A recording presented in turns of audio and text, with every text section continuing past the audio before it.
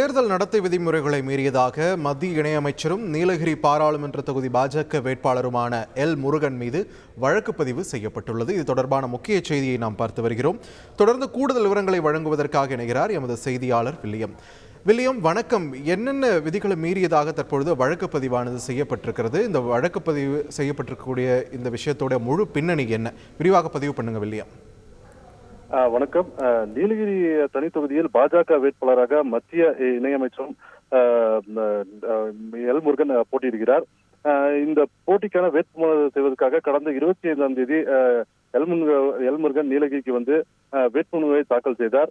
வேட்புமனு தாக்கல் செய்வதற்கு முன்னரும் வேட்புமனு தாக்கல் செய்த பின்னரும் இவர் தொடர்ந்து இங்குள்ள கோவில்களில் சென்று சாமி தரிசனம் செய்தார்.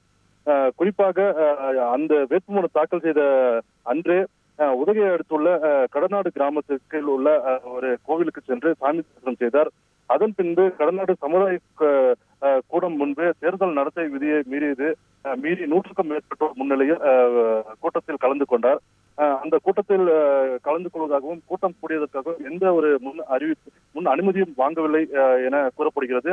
இது குறித்து தேர்தல் பறக்கும் பணியில் பணியாற்றிய துணை தாசில்தார் தனலட்சுமி தேனாடு கம்பை போலீஸ் நிலையத்தில் இது குறித்து புகார் அளித்துள்ளார். இந்த புகாரின் அடிப்படையில் மத்திய இணையமைச்சர் எல் முருகன் மற்றும் அவருடன் இருந்த பாஜக மாவட்ட தலைவர் மோகன்ராஜ் உட்பட சில நிர்வாகிகள் மீது வழக்கு பதிவு செய்யப்பட்டுள்ளது. நன்றி வில்லியம், உங்களுடைய விரிவான தகவல்களுக்கு. செய்திகளை உடனுக்குடன் தெரிந்து கொள்ள உடனே சப்ஸ்கிரைப் பண்ணுங்க.